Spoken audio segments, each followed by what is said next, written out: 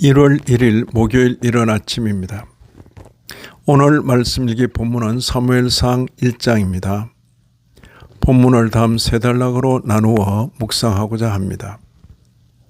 첫째는 1절 이하 8절 엘가나와 그의 부인들, 둘째는 9절 이하 18절 한나의 기도와 서원, 셋째는 19절 이하 28절 사무엘의 탄생.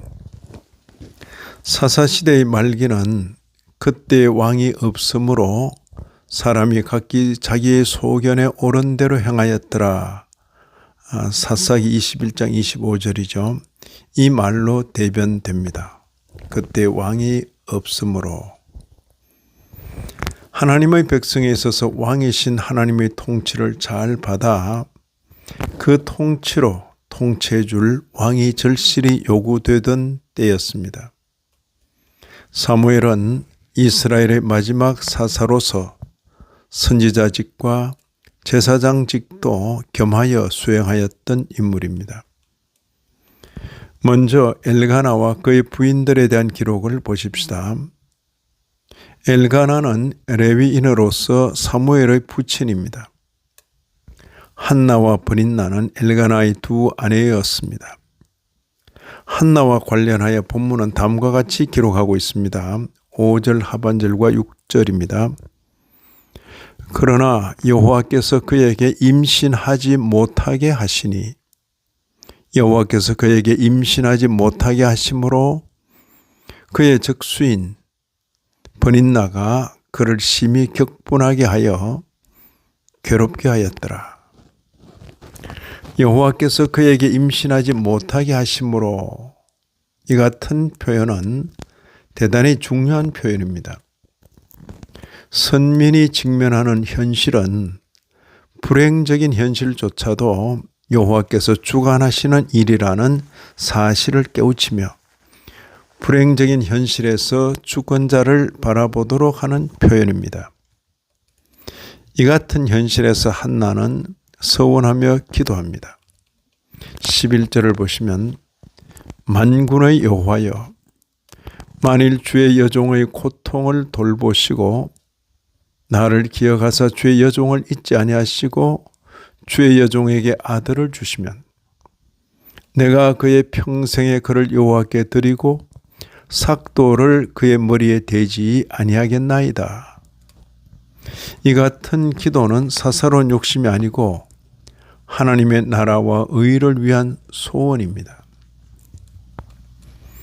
한나가 기도하는 모습에 대한 엘리의 오해가 있었으나 오해가 풀리고 엘리가 축복하고 위로하자 한나는 응답에 근거하여 확실히 위로를 받았습니다.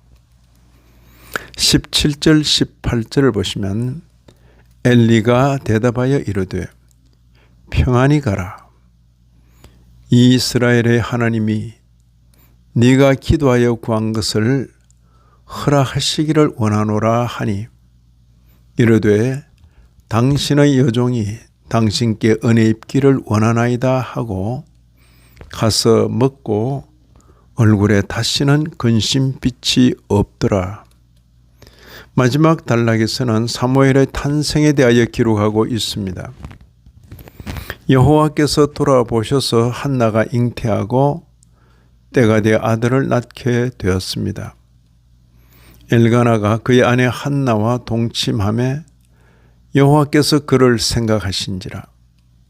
한나가 임신하고 때가 이르매 아들을 낳아 사무엘이라 이름하였으니 이는 내가 여호와께 그를 구하였다 함이더라.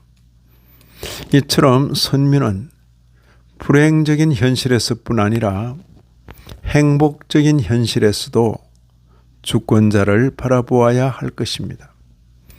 이는 내가 여호와께 그를 구하였다. 사무엘. 아들을 품에 안게 되었을 때에 자신이 한 소원을 잊고 아들의 집착을 가질 수도 있었을 터인데 한나는 그러지 않았습니다. 모정을 억제하고 하나님 나라와 의 중심으로 결단을 내린 것입니다. 하나님 나라와 의 중심으로. 22절 보시면 그의 남편에게 이르되 아이를 젖대거든 내가 그를 데리고 갔어 여호와 앞에 뵙게 하고 거기에 영원히 있게 하리이다 하니 남편 엘가나는 아내의 의견과 신앙적 결단을 존중히 여기며 축복합니다. 23절에 그대의 소견에 좋은 대로 하여 그를 젖대기까지 기다리라. 오직 여호와께서 그의 말씀대로 이루시기를 원하노라 하니라. 본문의 마지막 구절은 한나의 고백과 결심을 기록하고 있습니다. 27절 28절입니다. 이 아이를 위하여 내가 기도하였더니 내가 구하여 기도한 바를 여호와께서 내게 허락하신지라.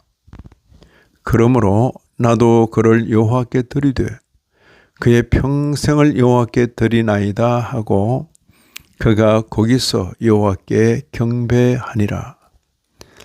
이런 말씀을 읽는 신약교회 성도인 우리로서는 무엇보다도 하나님께서 이루시는 구속 역사를 보게 됩니다. 하나님께서 쓰실 한 사람 사무엘을 보내시면서 한나로 하여금 사무엘의 어머니로 살도록 기도로 준비시키시는 면을 보게 됩니다. 동시에 조심스러운 것은 이런 내용을 읽고 본문을 모범적으로 생각하여 우리도 기도하여 사무엘 같은 아들을 받아야 하겠다고 생각하는 그런 태도입니다. 그렇게 주관적으로 적용하여 일반화시키기보다 성경을 객관적으로 읽고 구속사를 그대로 보존하는 것 역시 중요한 태도일 것입니다. 성경이 교회의 공적 문서인 줄 알고 성경의 그 말씀을 지나치게 주관화시키지 말고 그 객관적인 구속사역을 그대로 보존하는 면 또한 대단히 중요한 것입니다. 이 아침에도 말씀에 참여하신 모든 분들 위해 하나님의 크신 은혜가 더하시기를 진심으로 기원합니다.